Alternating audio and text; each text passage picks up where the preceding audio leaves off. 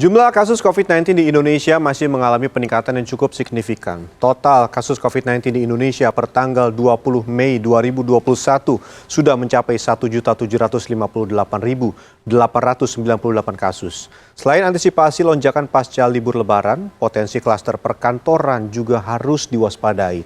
Dan berikut laporan khas redaksi. Jumlah kasus harian COVID-19 per 20 Mei 2021 meningkat 4.871 kasus sehingga total menjadi 1.753.101 kasus.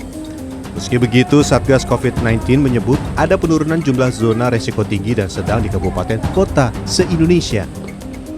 Antisipasi lonjakan jumlah kasus COVID-19 juga dilakukan pemerintah Kabupaten Kudus, Jawa Tengah, termasuk menyiapkan rumah sakit umum daerah dan 6 rumah sakit rujukan.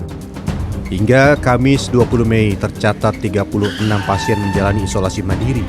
Lonjakan jumlah pasien didominasi klaster keluarga dan kerumunan di pusat belanja. Jadi sebelum Lebaran memang kita sempat 0 kasus. Jadi dalam arti kita tidak ada pasien COVID sama sekali di ruangan isolasi COVID di rumah sakit kita. Nah, mulai meningkatnya kasus COVID itu ketika menjelang Lebaran malah justru mulai dari akhir Ramadan sampai saat ini.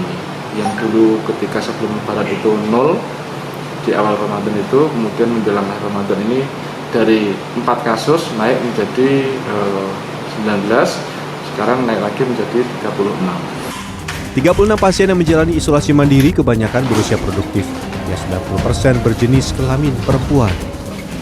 Dari Kudus sendiri, bukan dari luar kota, kebanyakan dari Kudus. Rata-rata usia produktif. Iya.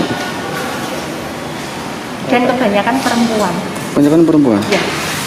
Laki-laki di sini hanya ada 4. Di Jakarta, Kepala BNPB sekaligus Ketua Satgas Penanggulangan COVID-19 Doni Mornado mengingatkan perlunya mewaspadai klaster perkantoran pasca libur Lebaran.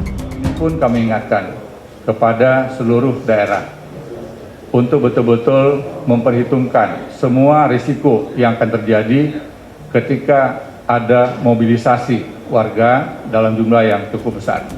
Sebagai antisipasi, Pangdam Jaya Maijen TNI Dudung Abdurrahman memastikan rumah sakit darurat COVID-19 siap menampung pasien COVID-19 yang jumlahnya melonjak pasca libur Idul Fitri.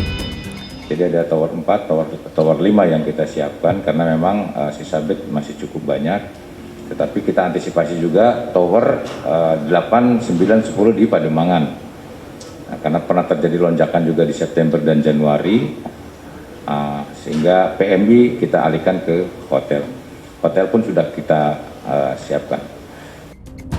Hingga Kamis kemarin, tingkat keterisian tempat tidur Wisma Atlet sudah mencapai 17,15%. Angka ini meningkat hampir 2% dibanding 2 hari terakhir. Tim Liputan CNN Indonesia.